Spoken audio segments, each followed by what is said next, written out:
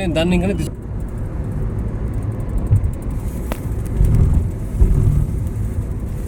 Hi friends, ನೋಡಿ ಮಹದೇಶ್ವರ ಬೆಟ್ಟಕ್ಕೆ ಹೋಗ್ತಾ ಇದ್ದೀವಿ. ಚಂದಾಪುರದಿಂದ ಬಸವರಾಜ್, ನಮ್ಮ ಹಾಯ್ ಫ್ರೆಂಡ್ಸು ದಂಡಾಲು ಕನ್ನಡಿಗ. ಫುಲ್ ವಿಡಿಯೋ ಅಪ್ಡೇಟ್ ಮಾಡ್ತೀನಿ.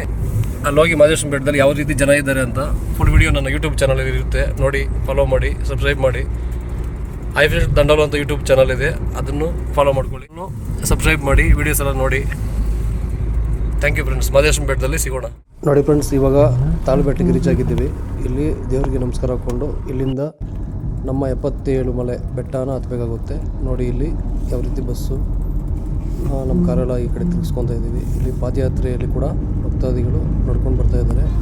ದೀಪಾವಳಿ ಪ್ರಯುಕ್ತ ಪಾದಯಾತ್ರೆ ಇರುತ್ತೆ, ಅಂದರೆ ಅಷ್ಟೊಂದು ಜನ ಇರಲ್ಲ, ಅಲ್ಲಲ್ಲಿ ಸ್ವಲ್ಪ ಜನ ನಡ್ಕೊಂಡು ಬರ್ತಾ ಇರ್ತಾರೆ. ಇದೇ ರೀತಿ ಸುತ್ತಲೂ ಬೆಟ್ಟ. ನಾವು ಹೋಗ್ಬೇಕಾದ್ರೆ ಲೈಟಾಗಿ ಜಿಟಿ ಮಳೆ ಬೀಳ್ತಾ ಇತ್ತು.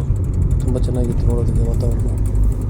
ನೋಡ್ಬೋದು ಸುತ್ತು ಯಾವ ರೀತಿ ಇದೆ ಅಂತ. ಬೆಟ್ಟ ಗುಡ್ಡಗಳ ಮಧ್ಯೆ ನಾವು ನಮ್ಮ ಪ್ರಯಾಣವನ್ನು ಸಾಗಿಸ್ತಾ ಇದ್ದೇವೆ. ಅದೇ ರೀತಿ ಈ ಟರ್ನಿಂಗ್ನಲ್ಲಿ ಬಸ್ಸುಗಳು ಕಾರು ಹೋಗಬೇಕಾದ್ರೆ ಸ್ವಲ್ಪ ಜಾಗರೂಕತೆ ಹೋಗಿ, ಏಕೆಂದರೆ ಆಕ್ಸಿಡೆಂಟ್ಸ್ ಆಗುತ್ತೆ, ಅಪಘಾತಗಳಾಗುವ ಸಂಭವ ಜಾಸ್ತಿ ಇರುತ್ತೆ. ತಿರುವುಗಳಲ್ಲಿ ನಿಧಾನಕ್ಕೆ ಹೋಗಿ ಓವರ್ಟೇಕ್ ಅಂತೂ ಮಾಡೋಕ್ಕೆ ಹೋಗಬೇಡಿ. ಈ ಒಂದು ತಿರುವಿನಲ್ಲಿ ಜಾಗ್ರತೆಯಾಗಿರಿ. ಇದೇ ರೀತಿ ಇನ್ನು ಸ್ವಲ್ಪ ಮುಂದೆ ಹೋದರೆ ನಮಗೆ ಅಲ್ಲಿ ಆನೆದಿಂಬ ಅಂತ ಸಿಗುತ್ತೆ. ಅಲ್ಲಿ ಕೂಡ ಭಕ್ತಾದಿಗಳು ತಾಳು ಬೆಟ್ಟದಲ್ಲಿ ಯಾವ ರೀತಿ ನಮಸ್ಕಾರ ಹಾಕ್ಕೊಂಡು ಧೂಪ ಹಾಕ್ಕೊಂಬರ್ತಾರೋ ಅದೇ ರೀತಿ ಇಲ್ಲಿ ಕೂಡ ಆನೆದಿಂಬದಲ್ಲಿ ನಮಸ್ಕಾರ ಹಾಕ್ಕೊಂಡು ದೇವರಿಗೆ ಒಂದು ಕೈ ಮುಗಿದುಕೊಂಡು ಬರುವಂಥದ್ದು. ಇಲ್ಲಿಂದ ನಮಗೆ ಕೆಳಗಡೆ ನೋಡಿದ್ರೆ ಕಾಣುತ್ತೆ. ನಾನು ಮಹದೇಶ್ವರನ ಒಂದು ಬೆಟ್ಟ ಯಾವ ರೀತಿ ಇಲ್ಲಿ ಗಿಡ ಮರ ಅಡ್ಡ ಇರೋದ್ರಿಂದ ನಮ್ಗೆ ಕಾಣಿಸ್ತಾ ಇಲ್ಲ. ನೆಕ್ಸ್ಟು ಇದರಲ್ಲಿ ನೋಡಿಸ್ತೀನಿ. ನೋಡಿ, ಇದೆಲ್ಲ ತುಂಬ ಅಪಘಾತಕಾರಿ ಜಾಗಗಳು. ಲಾಸ್ಟ್ ಟೈಮ್ ಇಲ್ಲೇ ಒಂದು 3 ಬಸ್ ಕೂಡ ಬಿದ್ದೋಗಿತ್ತು. ಅಪಘಾತದಲ್ಲಿ ಒಂದು 30-40 ಜನಕ್ಕೆ ಗಾಯ ಆಗಿತ್ತು. ಅದರಿಂದ ಯಾವುದೇ ಚಾಲಕರಾಗಲಿ ವಾಹನಗಳಲ್ಲಿ ಬರಬೇಕಾದ್ರೆ ಸ್ವಲ್ಪ ನಿಧಾನಕ್ಕೆ ಬನ್ನಿ. ಬರುವಂಥ ಈ KSRTC ಬಸ್ಸು ಹಾಗೂ ದೊಡ್ಡ ಬಸ್ಸು ಕಾರು ಲಾರಿ ಬರಬೇಕಾದ್ರೆ ನೀವು ಸ್ವಲ್ಪ ಸೈಡ್ ಬನ್ನಿ, ಯಾಕಂದರೆ ಅವರಿಗೆ ಬರೋದಕ್ಕೆ ಅನುಕೂಲ ಮಾಡಿಕೊಡಿ. ನೋಡಿ, ಕಾಣ್ತಾ ಎಲ್ಲ ಹೊಸದಾಗಿ ಸ್ಟ್ಯಾಚು ಮಾಡಿದ್ದಾರೆ. ಮಾತಾಡ್ಕೊಂಡು ತುಂಬಾ ಚೆನ್ನಾಗಿದೆ. ಏನೋ ಕಾರಣಾಂತರಗಳಿಂದ ಅಲ್ಲಿ ಮೇಲೆ ಹೋಗೋಕ್ಕೆ ಜನಗಳು ಬಿಡ್ತಾ ಇಲ್ಲ. ಇನ್ನೂ ಅಲ್ಲಿ ಕಾಮಗಾರಿ ನಡೀತಾ ಇರ್ಬೋದು. ಇಲ್ಲಿಂದ ಕಾಣುತ್ತೆ ನಮಗೆ. ಇವಾಗ ನೋಡಿ, ಇಲ್ಲಿ ಎಷ್ಟೊಂದು ಜನ ಇದ್ದಾರೆ ಅಂತ. ತುಂಬಾ ಜನ ಬಂದಿದ್ದಾರೆ. ಪಾರ್ಕಿಂಗ್ ಕೂಡ ನಮಗೆ ಸಿಗ್ತಾ ಇಲ್ಲ, ರೋಡಲ್ಲೇ ಹಾಕಿದ್ದೀವಿ ಅನ್ನೋ ಒಂದು ಕಾರಣ. ಇಲ್ಲಿ ಒಳಗಡೆ ಹೋಗ್ತಾ ಇದ್ದೀವಿ. ಇಲ್ಲಿ ಶೆಡ್ ಇದೆ. ಈ ಶೆಡ್ ಅಮಾವಾಸ್ಯೆ ದೀಪಾವಳಿ ಎರಡೂ ಒಂದು ಒಟ್ಟಿಗೆ ಇರೋದ್ರಿಂದ ಇವತ್ತು ತುಂಬಾ ಜನ ಇರ್ತಾರೆ. ಅಲ್ಲಿ ಶೆಡ್ಡಿಗೆ ಬಂದಿದ್ದೀವಿ. ಇಟ್ಕೊಳ್ಳೋದಕ್ಕೆ ಜಾಗ ಇಲ್ಲ. ಒಂದು ಸಾಂಸ್ಕೃತಿಕ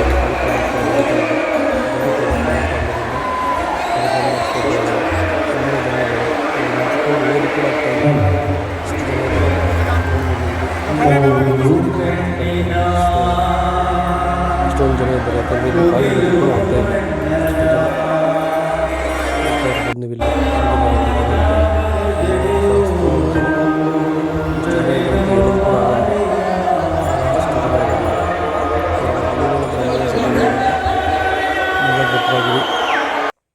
ಹಿಡಿದ್ರಲ್ಲಿ ಬಂದು ಕೂಡ ನೀವು ನೋಡ್ಕೊಂಡು ಹೋಗ್ಬೋದು. ಯಾಕಂದರೆ ಇವತ್ತು ಆಲ್ಮೋಸ್ಟ್ ಯಾರೂ ದರ್ಶನ ಮಾಡೋದಕ್ಕೆ ಆಗೋದಿಲ್ಲ. ಇಷ್ಟು ಜನದಲ್ಲಿ ದರ್ಶನ ಮಾಡೋದಂದರೆ ಕಷ್ಟವೇ. ಇದು ಬರೀ ಶೆಡ್ಡಲ್ಲಿ ನೀವು ನೋಡ್ತಾ ಇರೋದು. ಇನ್ನು ಮುಂದೆ ನಾವಲ್ಲಿ ದೇವಸ್ಥಾನದ ಹತ್ರ ಹೋದರೆ ಕ್ಯೂ ಕಾಂಪ್ಲೆಕ್ಸಲ್ಲಿ ನೋಡಿದ್ರೆ ಅಲ್ಲಿ ಕೂಡ ಸಹ ತುಂಬಾ ಜನ ಇರ್ತಾರೆ. 100 ರೂಪಾಯಿ ಟಿಕೆಟ್ ಇದೆ, 500 ರೂಪಾಯಿ ಟಿಕೆಟ್ ಇದೆ. ಆ ಟಿಕೆಟ್ ತೊಗೊಂಡ್ರೂ ಕೂಡ ನೀವು ಬೇಗ ದರ್ಶನ ಮಾಡೋದಕ್ಕೆ ಆಗೋದಿಲ್ಲ. ಇಲ್ಲಿ ಸಾಂಸ್ಕೃತಿಕ ಕಾರ್ಯಕ್ರಮ ಮಾಡ್ತಾಯಿದ್ದಾರೆ. ಜಾನಪದ ಗೀತೆಗಳು, ಮಾದಪ್ಪಂದು ಒಂದು ಸಂಗೀತ ಕಚೇರಿ ಆಯೋಜನೆ ಕೂಡ ಮಾಡಿದ್ದಾರೆ. ಜನಗಳಿಗೆ ಯಾವುದೇ ರೀತಿ ಬೇಸರ ಆಗಬಾರ್ದು ಅಂತ ಕಾಲ ಕಳೆಯೋದಕ್ಕೆ ಒಂದು ಕಾರ್ಯಕ್ರಮವನ್ನು ಕೂಡ ಏರ್ಪಡಿಸುತ್ತಾರೆ. ಎಷ್ಟು ಜನ ಇದ್ದಾರಂತೆ, ನಿಂತ್ಕೊಂಡು ಹೋಗೋದು ಕೂಡ ಕಷ್ಟ, ಅಷ್ಟೊಂದು ಜನ ಇರ್ತಾರೆ. ಲಕ್ಷಾಂತರ ಜನ ಬಂದು ಒಂದು ಮಾದಪ್ಪನ ದರ್ಶನಕ್ಕೆ ಕಾಯ್ತಾ ಇರ್ತಾರೆ. ಇಲ್ಲೊಬ್ಬರು ಡ್ಯಾನ್ಸ್ ಮಾಡ್ತಾಯಿದ್ದಾರೆ. ಮಾದಪ್ಪನ ಹಾಡಿಗೆ ಕುಣಿತ ತುಂಬಾ ಚೆನ್ನಾಗಿತ್ತು.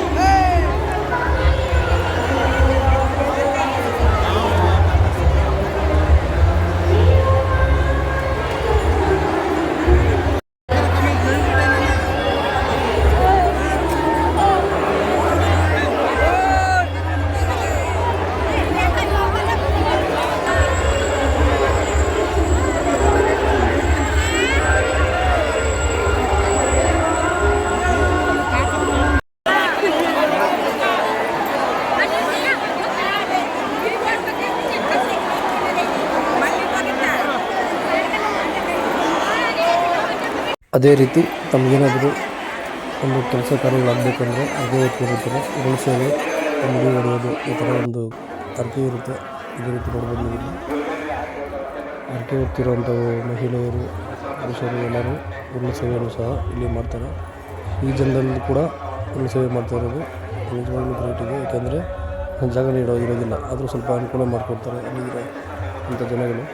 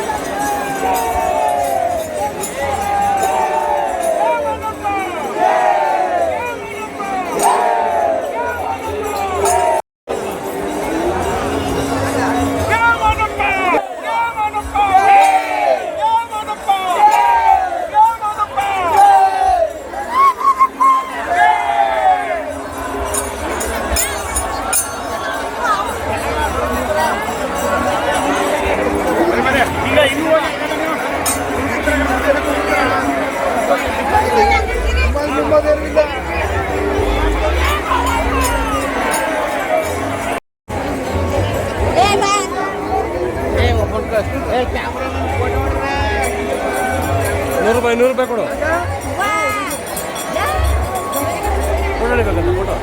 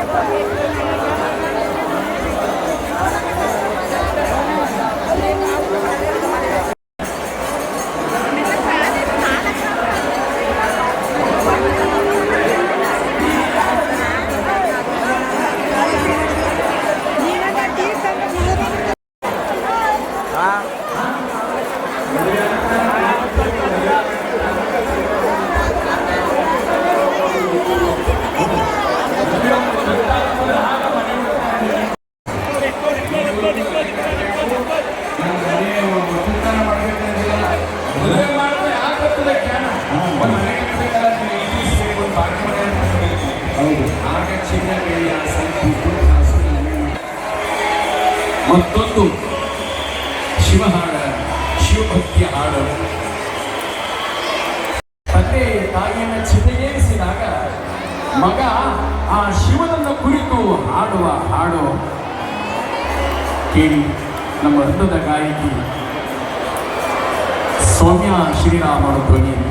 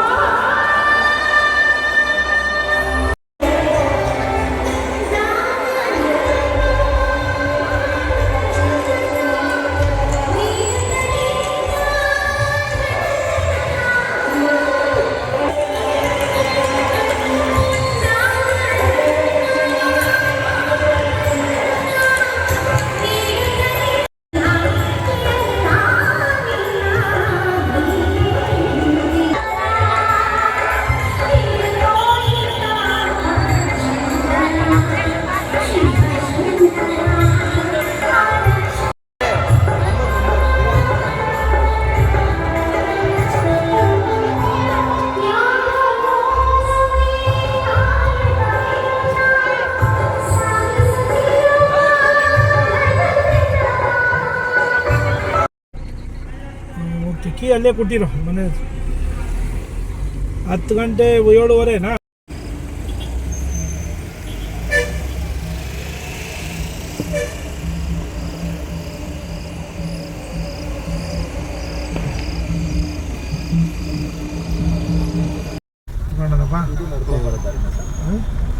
ರೋಡ್ಲಿ ನಡ್ಕೊಂಡು ಬರ್ಬೇಕು, ರೋಡ್ಲೇ ಬರ್ಬೇಕಿಲ್ಲ.